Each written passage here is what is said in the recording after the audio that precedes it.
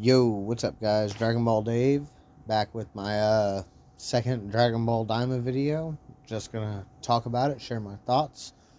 This is about Dragon Ball Daima episode 2, titled Glorio. It released October 18th, 2024. So, without further ado, let's get into it. So, the episode opens up. It shows Goku getting stretched out, to become a kid. And then it pans straight to the lookout, and it has Shenron telling them, "There, I granted your wish. Farewell." And Goma's like, "What? Don't I get 3 wishes?" And this is crazy. Shenron actually says that that's only for regulars, like a bonus for regulars. Uh, First timers only get 1 wish. Unknown first timers, I guess. I guess Shenron can just grant wishes at his leisure whenever he wants to. When I watched this Raw actually with no subtitles, I thought that they were gonna say because they made him change the balls from stone early. That's what it was. That's why I only got 1 wish. But no, that's not what it was. Shenron just treated Goma, and then he just flies off. We then instantly pan over to the Z crew at Trunks' birthday party, and it shows Krillin, and he's like, "Whoa, we're all small." And everybody's baffled, they're kids, and it just kind of shows them all there as kids. And that's, they don't say really anything yet, they're just surprised. And then the song that was the outro from last week kicks on, and then the intro actually kicks on. And so I guess last week the ending song was actually just like an intro to Daima for us, and that's the new intro song. But the intro kicks on, and it's actually got a couple of cool things in it too. But it shows a couple of cool things, like we see what I think is actually Deborah's father, Abra. It's a quick little glimpse to him.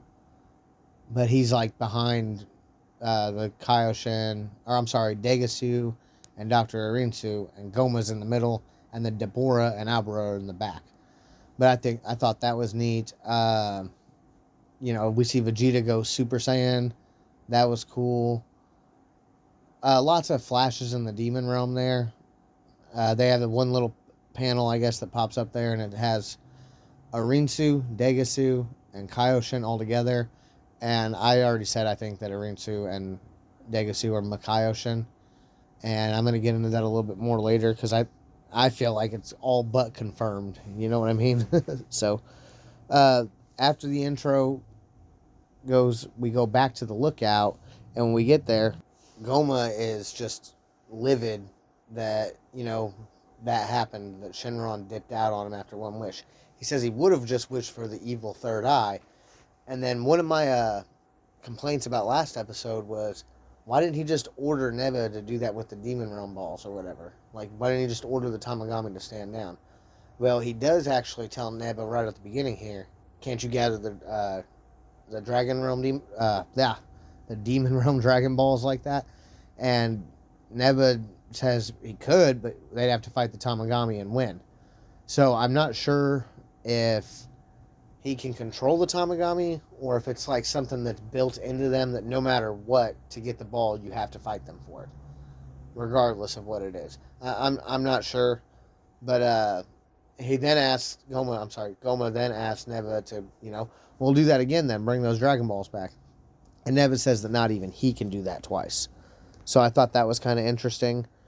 Degasu comes in and just smooths it over with his, well, at least they're kids, you got what you wanted. And I know that he's up to no good. I know that he's up to no good in his own way. It's pretty obvious, I feel like. Goma then walks over frustrated, looking at Dende, and says, without this one, this realm wouldn't have any Dragon Balls, right? And I'm really thinking, like, wow, he's about to kill little Dende. For some reason, Dende is like a baby. I thought him and Gohan were the same age. I don't know why he's like that. Maybe that'll actually happen with Gohan, too. Maybe because he was a teenager, that counted as still being a kid, and so they made him a baby. I don't know. But Goma goes up like he's about to kill baby Dende, and I was like, whoa, are they really about to do this? Dende kind of smiles at him, and he's like, you can tell Goma might be a bad guy, but he's not like an evil guy like that. He just wants to rule the demon world. Or at least maybe that's my perception of it. You know, he's arrogant, but he's been polite when he was treated and stuff. And I don't know. I don't know if I consider him the ultimate evil yet. I guess saving the baby sways me over a little bit. But he doesn't kill him. Instead decides that they should take him because he could be a good hostage. Now, what they have planned for him exactly, I'm not sure. Degasu picks up baby Dende and disrespects little baby Popo, who has horns, by the way. That's pretty cool. I wasn't falling to the Popo disrespect in the last episode, but he's a baby now, so, you know, it is what it is. Or a little kid, I guess, but it's cool for now. I want to see where they're really going with this. Dende going to the demon realm. I'm not sure what Neva almost seemed like he didn't even care if Goma was going to kill Dende. And that's, you know, maybe you're evil. Okay, we then pan back over to the Z crew. And it's pretty much everybody there is realizing they're a kid. Everybody's having their own reaction. Krillin's mad that he's shorter than ever. But he also puts it together that, you know, everybody's pretty much the same. It's not that they're made younger, but made tiny. Their bodies have physically been reduced to this age, but they're still the same on the inside. Goten and Trunks are babies and can, I guess, use telepathy with each other because they have a conversation.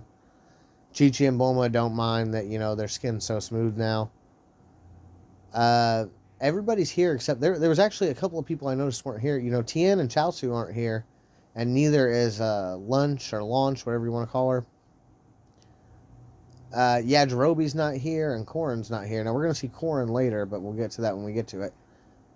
Shin makes a comment that he felt a presence at the temple. And at the temple, I think, refers to the heavenly realm, the lookout, you know, where Dende and Popo are at. Well, where Dende was at. So that, you know, in the last video I did about this for last week, I said that I wasn't sure if it was Shinron's presence or Degasu's presence they felt. I'm pretty sure it was Degasu now. So they're going to go check that out. Goku, Kibito, and Shin. Goku actually tries to fly off himself first to do it, but his body's all unbalanced. He can't do it. He's like, whoa, I can't fly right. Roshi, who's super cool and chill because, you know, now he's young again, comes up and says, your body's just not used to it. You're not used to, you know, having to balance being a little guy. Your balance is off, everything is off. And that actually makes sense, so, you know, that's kind of cool they put that in there. But, Kibito apparently still has, like, supervious instant transmission or instantaneous movement, teleportation, whatever you want to call it. He's a beast when it comes to it, and he has no problem getting anybody anywhere. So he takes them to the lookout. Oh, and I guess I should add Roshi's eyes look like he could be Dr. Hito's cousin or something. I don't know. I just thought their eyes were very similar.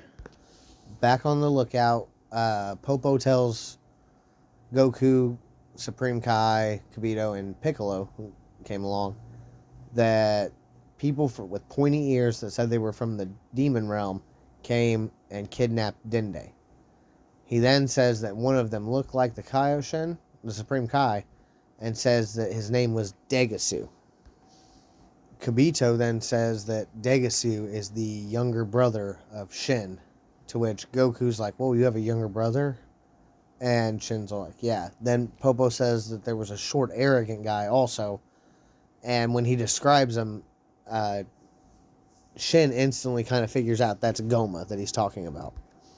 Interestingly enough, Piccolo recognizes Neva's name. He says he knows that he's the legendary lone Namekian who stayed in the demon realm all by himself to protect the Dragon Balls of the demon realm. That's interesting that Piccolo had that knowledge stored up in there. That's cool, I guess. But I would have had no idea that he knew who Neva was. And somehow Dende didn't know who he was. But Piccolo and Kami, maybe it's from Nail. I'm not sure, but he definitely knew who he was, or at least had heard of him. They decide they need to go save Dende from the demon realm. Well, Goku decides it, but Shin tells them that there's no way, they can't just teleport to the demon realm. They think, is there any way? And Shin says there might be, and sends Kibito to the world of the Kais and says, go grab a spaceship. Kibito goes and grabs it fast and stuff. Oh, real quick, I want to actually talk about why Kibito, I always thought he was a Kaioshin, or at least like some type of Shinjin, but he's actually probably not. And we know he's not a Kaioshin now at all, because he's not a, they say that he's the one who says that Degasu and Kaioshin are brothers, which means that that's not his brother. So that does kind of tell you something. I'm going to go back to that in a minute in the episode, because of a comment that Kibito makes later, but more on that when we get to it. They actually try to just, like I said, get this plane that Shin says he came to this universe in. Now, the pointy ear people apparently come from the demon realm. Either Shin, I thought Shin was from the world tree that's at the planet core thing, the core planet, and the world of the Kais. But we're not 100% sure yet. So, I mean, I do think that's still the case, but there is the possibility that he is actually just from the demon realm, and as are anybody with the pointy ears. The spaceship that Shin has is pretty much cooked. He can't get it to work. Goku, says, well, we'll just get Bulma to fix it, because, she's the master of everything. Alien magic, gods, demon material, science. It doesn't matter what it is. Bulma can figure it out, apparently. So, Goku tries to go fly off to get her, but he still can't even fly correctly. And Piccolo kind of mocks him for it, but then also tries and can't fly correctly and ends up busting his nose on a tree. They continue to try to fly around and figure out how to balance their bodies out. Kibito goes and gets Bulma and Vegeta. He comes along too. Bulma comes to check out the spaceship, and see if she can at least do anything to it. She says it's practically junk, and then it looks like it's been beaten up pretty bad. Then Shin and Kibito add that, it actually got damaged during the fight between Kid Buu and Goku and Vegeta. So, I mean, that was kind of cool to know that, it was just sitting there somewhere and was collateral damage, essentially. Like I said, Bulma says still, though, that she can fix it in 10 days. Goku's kind of like, we don't have 10 days. We need to go now. Dende could be killed. And Vegeta kind of reiterates to him, what choice do we have? Like, we gotta wait. Shin kind of says that he thinks that, because they took Dende hostage, they have a plan for him, so he'll be okay. It won't be the end of the world or anything. We probably have time to wait. And so, I guess that's supposed to make us reassured about Dende. Bulma asks Kibito to take her back to the lab so she can get capsule stuff and work on the plane. Kibito kind of looks like, why is she asking me? I'm not her personal, taxi. But he says he understands, and so we find out there's a 2-day time skip. It says 2 days later. And Bulma's just working on the spaceship, trying to make it right. Vegeta is just sitting at the table, kind of discussing with Shin and Kibito, like, what can we do how are we going to turn back? Goku says that he's got his flying down now and thinks that he's kind of cool. He does try to, like, practice kicking, the columns in the walkway at the Heavenly Realm. He can't do it right because he's too short. His sense of distance is all off. So he finally does actually land an attack on it, and it breaks it. And Vegeta's like, "You're obnoxious. Chill out. Quit being an idiot." And that's typical Goku. But Goku does kind of say that it's going to take too long to get used to the movements in his body right now. And I think what that means is that he's saying that even in 8 days, he's not going to be able to totally get down being a kid. Which to that I would have said, well, then go in the fucking time chamber. But, you know, whatever. Goku, like I said, decides to fly off, and he's got a plan. He's going to go get something. Then cuts over to Vegeta, and he says, does everyone from the demon realm have pointy ears? And Shin says no, but you can assume that most that have them are from the demon realm. And I like the way he did this because it pans to him and Kibito as it shows this. I really think Kibito is from the demon realm. Like I said, I'll get into that a little bit in just a second. But, you know, Shin, I don't know if he's from the demon realm necessarily. But as I mentioned in my episode 1 review, you know, Babidi and Boo is for sure a demon. And he doesn't have pointy ears. So it's not a guarantee like that as far as I know. And I guess I assume Popo is from the demon realm, but we also don't know that definitively. So it is neat that they kind of doubled down on, pointy ears are from the demon realm, but also didn't make it like specifically explicit. If you see somebody with pointy ears, they might not be. And if you see somebody without pointy ears, they could still be from the demon realm. And I think that's, that's cool because then it's a little bit more, it goes into Goma being an arrogant guy like they're showing. Like, he just thinks he knows. And, he was right that Goku and Vegeta weren't demons, but I don't know. I think it's a neat little thing. And I think they're going to reveal to us that Kibito is actually from the demon realm.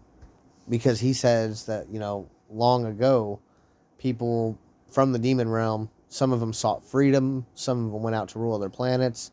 He said traveling became a thing, and lots of demons came from the demon realm. Then eventually it became a thing where you had to get a special permission to do it. Now, because of the way he says this and his, attitude towards mortals and about the Kaioshin being the top of the top, and him being older than Shin, and yet still not being a sibling to Degasu and Shin, tells me that he might actually be from the demon realm and escaped a long time ago, and is now that's why he works with the Kaioshin. Like he said, some sought freedom is the first thing he says, and it makes me think that he was one of them. He was trying to get away from maybe oppression, tyranny, whatever it was, and so now that's why he's on the side of the Kaioshin. That might also be why Dabura, right off the bat, kills him when he sees him. Like, you traitor. Who knows? But I do think that he is probably from the demon realm. We then see Bulma finishes up working on something. She comes around the corner, says she ordered takeout, and asks Kibito to go teleport to go get it. And Kibito's really looking now like, is she for real? I thought it was kind of funny. We find out Goku actually flies over to meet Korin. And when we get to Korin's tower, Korin isn't turned into a kid. And I thought that was really weird because he's one of the friends. And there's no Yajirobe nowhere. And I really thought we were going to see Yajirobe here, but we don't. And that's another one of the kind of like the Z crew I think of that we haven't seen. Goku asks where his Noebu, however you say that, the power pole. He asks about that and where it's at because it's not on top of Korin's tower. Korin said because hardly anybody uses it to get to the heavenly realm anymore, that he just kind of let Roshi use it. And Roshi actually has been using it for hanging out laundry to dry, which is kind of like, I guess that's supposed to be funny. It went from such a cool little artifact to nothing. It's just sitting there being used for that. That's kind of a real thing. I used to have some swords my dad gave me and stuff, and for a long time, because of where they were sitting, they kind of just became like coat hangers because of how they were, the way the handles were propped out. It just became kind of like a coat hanger. That's what it turned into, and so I kind of thought that was funny. Goku definitely gets it back and shows that, with this little body, I still remember how to use this thing, and I thought that was pretty awesome, actually. He spooks Piccolo for a second with it. Piccolo, I'm trying to remember if he would know about that. I'm pretty sure he dealt with Goku a little bit with it. I'm not totally sure, though. I don't remember. I have to double check that. But for sure, Vegeta's never seen that. And so he was like, well, he didn't actually show much of a reaction, but I know he had to have thought it was cool. And I guess I should also add that, Master Roshi's kind of geeked about being young again. That doesn't bother him, it seems, in the least bit. He actually seems to be enjoying it. Maybe we're going to like this. Maybe we won't. Maybe he'll tell him, like, I don't want to be, return to an old man. Let me be a kid again and grow up. We'll see what happens, It's kind of neat when we get back over to them at the lookout there. Bulma remembers the Noyobu, the power pole. That's kind of cool that she remembers it. She tells Kavito that it probably would have been easier if he just brought everything to Capsule Corp. And he finally tells her, like, I think you're mistaken. I'm not some delivery boy. And that's kind of funny. She just doesn't care at all, though. Like, whatever, dude. Goku asked Piccolo what the demon realm was like. And Piccolo's like, I don't know. I wasn't born yet. But he told me he'd heard that the spot where the Namekians lived, was actually a very beautiful spot. And that they left the demon realm because they didn't like being ruled. As they're eating their food, suddenly a spaceship comes out of the air and it lands at the lookout. Piccolo says he doesn't sense any like malice or any bad energy, but he also says that he thinks his senses could be dulled. He doesn't say he does think they are, but he's just not ruling it out. So to be on guard, Popo says that looks like the same ship from before, just a different color that came from the demon realm. So everybody's on their guard, and then, the Mira copycat gets out, and he comes up and introduces himself as Glorio. He asks for Son Goku he just says Goku, but he asks for Goku by name. Shin is instantly able to tell based on his ears that he's from the demon realm, but he does ask, and Glorio does confirm that he is from the demon realm, which we knew that from the last episode anyways. We seen him watching in the background when Goma and Degasu were watching the Buu arc. He was watching them. But he then says that he has a request, and he wants Goku to go with to the demon realm with him to stop the new demon king, Goma. Glorio explains that, Goma's running the roost now because Dabura was killed. And Kaioshin instantly puts it together then. He realizes that the short, arrogant man who kidnapped Dende would be Goma. Vegeta asks who that is. And, Kaioshin describes him as a terrible, a Majin, a demon that's not to be underestimated. And, he kind of says that, he's not only powerful, but also very crafty. Now, based on what we've seen, Goma's not so powerful that... he was scared of Buu Saga, you know what I'm saying? Well, I guess that's relevant here, but he was scared of, suppress Buu Saga at that. And so I don't know how powerful he is, but he's definitely, crafty at the very least. And Shin knows who he is, and he doesn't like him. Or at least doesn't seem to like him. Glorio wants Goku to go to the demon realm with him to stop Goma, and Goku's ready. He's like, okay, let's go. Shin kind of is like, well, wait a minute. How did you know about Goku? And this is where Glorio gives us some of that, like, I don't know, that suspicious stuff, man. He's a weird character. We do get a little bit of lore, but he says something that doesn't quite match up with what we saw. He says that the Demon King of the third world Demon King, or what of World 3, the Demon King of World 3, watched on a monitor, a magic monitor, Goku fighting and all that good stuff. So that's how he found out to come here. Now Shin asks him, does he serve that Demon King? And Glorio says, no, he doesn't actually. He was requested to come. But prior to that, he said he was ordered. So it's, I don't know if that's subtitle wonkiness or if Glorio is just up to no good. Now, if he already knew, if he had already watched the stuff on the monitor, then when he was watching Goma and Degasu, that could have just been him watching them watch it. And so he might not be lying here, but I don't know. I think Glorio's up to no good, man. He looks too much like Mira to me for it to be coincidence. And then, like I said, him and Arinsu were both hiding out in the background back there. And she looks like Toa. You know, maybe I'm just profiling him too hard, but I just think that he's a shady character. Shin says that he thinks he wants to go with Glorio and Goku because he possesses a lot of knowledge about the demon realm as well, and maybe it's because he says because his brother's involved. That's cool. Kibito's kind of looking at him like, you're a Kaioshin, you don't go to the demon realm. But they say let's go, and then Bulma comes up and says, hey, can I examine your spaceship to Glorio? So that way she can, compare with the repairs she's trying to make here. Because it's only been 2 days as far as we can tell. And they said it's going to be 10 days. So they have another 8 days before they can go to the demon realm. Glorio says, yeah. Well, actually, first he says, spaceship. What are you talking about? On my plane? And Bulma's like, if it goes through space, it's a spaceship. He says it usually doesn't do that. It just happened to do it this time. But whatever. He says that she can look at it and do whatever. So, he's not hiding anything on the ship, I don't think. So that was kind of cool. And that'll kind of help Bulma's little, I can fix anything, even if I don't know anything about it stuff. Which, it's cool that she's super smart. But now if she has a little bit of a basis to go on, that makes it a lot more believable that she would do it like that.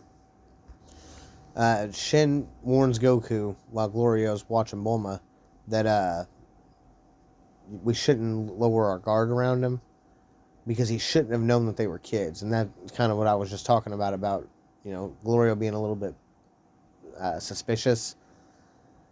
Goku says, why not? Goku doesn't see anything wrong with him and says that, he probably just heard that from the Demon King that sent him or whatever. Now, that is possible. Now, it's also possible that, the Demon King showed him the Buu Saga video, then sent him to go spy on Goma and watch them and see if they do anything.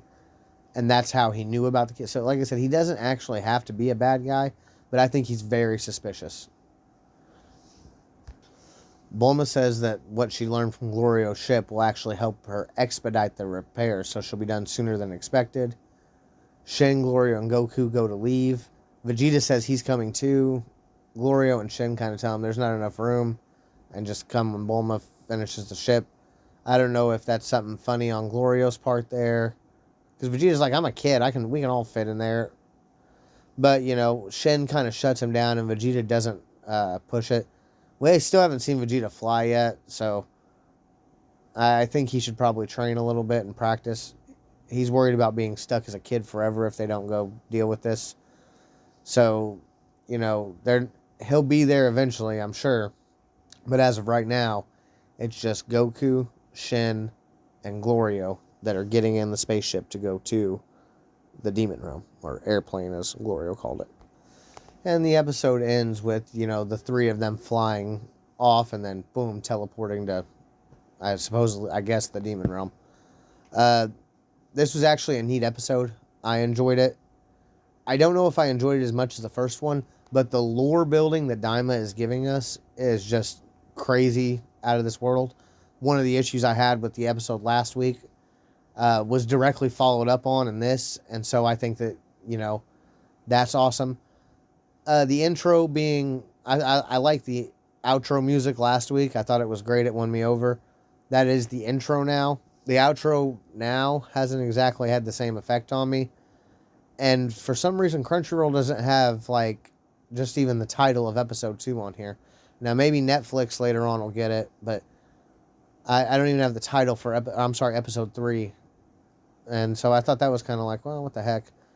But, it was overall a great episode. Same thing, man. I thought the animation looked clean. It didn't look crappy.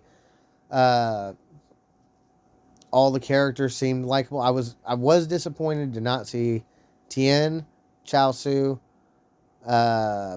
Lunch, and Yajirobe as kids. And I would like to know why Korn wasn't turned into a kid.